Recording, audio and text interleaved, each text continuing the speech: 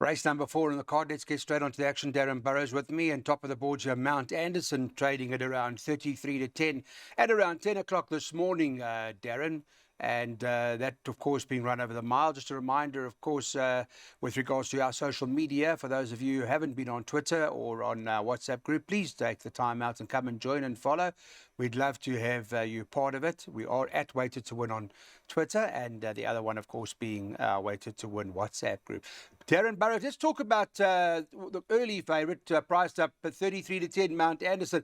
I take it this is a kind of race where, come race time, you could have any one of the top 4 top of the boards. Correct, Clyde. It is very competitive, but have a look at Mount Anderson. His first run in the Eastern Cape on the turf, he beat Grazing in the Grass in that feature over 1800. Then he ran 3 lengths off in the Algoa Cup.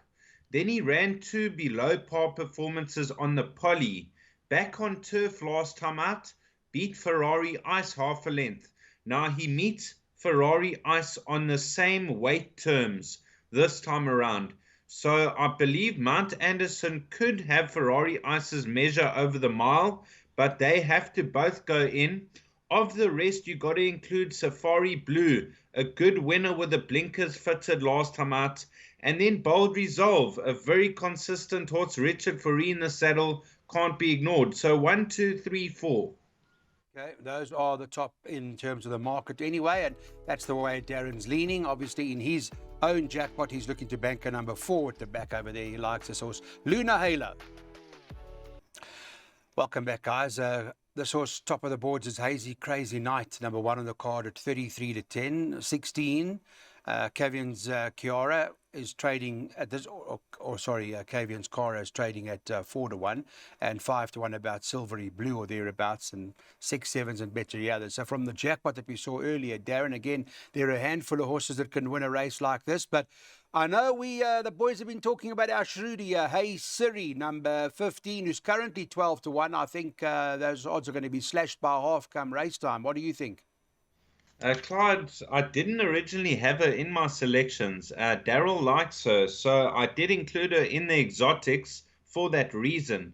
Have a look at this weight turnaround. Hazy Crazy Night in her penultimate start ran 4 lengths off Double Destiny in a novice plate. Now, Cavian's Cara was 2 lengths ahead of her, and she's 9.5 kilos better off at the weights with Hazy Crazy Night. So surely Cavian's Cara with 52 kilos, stable in form, good draw. I'm going to make Cavian's Cara the horse to beat. I have respect for Hazy Crazy Night because she did run third to Ikoria in the Breeders' Guineas. She ran well above her rating there. Silvery Blue's got to go into your play. She's very consistent. So I'm going 16, 1 and 7. Healthy respect for Hey Siri too. We won't leave Siri out either. We know Daryl Marie likes that a lot, and Darren Burrows has given his reasons as to what he likes, and there it is. And as we indicated earlier, Darren is depending on that jackpot banker just now. We're hoping that Luna Halo arrives in the 7th race. This is the Oaks Plate race number 6 on the card. It's over 1,800 metres, and Ikoria is the current favourite, trading at around even money. And you have to say, Darren, that Ikoria, I thought, won impressively last time, beating Ramar by that length and a half, had Hazy Crazy Nights back in 3rd, and does appear to be the horse to beat. But from what I'm reading, you boys are you're not bankering it, so you obviously got other fancies too. Yes, Clyde, she is the horse to beat. Now have a look at her penultimate start when she ran 2nd to Carbonado. She had number 2, Double Destiny, a nose behind her, and Chronicles of Narnia, a nose behind that. So there was only a neck separating 1, 2, and 3 on the same weight terms. This is now a 1,800 meter race, not a 1,400 as in the past. So on collateral form, I'm going to have to say 1, 2, and 3 all have big winning chances, and Richard Fourie has opted to ride Sugarberry the 4 over number 2 Double Destiny. So 1, 2, 3, and 4, I'm playing the safe route. It'll be no surprise to see Ikoria follow up.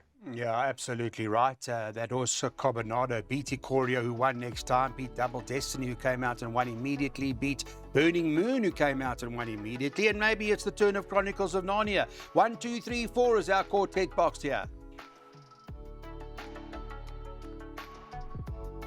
It's time now for the nursery, and this is the East Cape Fillies nursery. It's run over the 1,200 metres, and there's some interesting action in here because they're horses, of course, that have had their win already only from a single run and do seem to be or have quite bright futures. What's quite interesting in the race, of course, is Luna Halo, who won impressively first time out and then went out to Cape Town, as we know it, and we thought ran a very good race, Darren, didn't it? Luna Halo ran to the Charleston, and from that came a horse called Blue Holly straight out of there and won. There's only been one runner, one winner, so the Charleston form so far so good.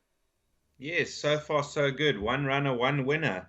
And Luna Halo absolutely trotted up on debut. I know it wasn't a strong race, but she couldn't do more than win.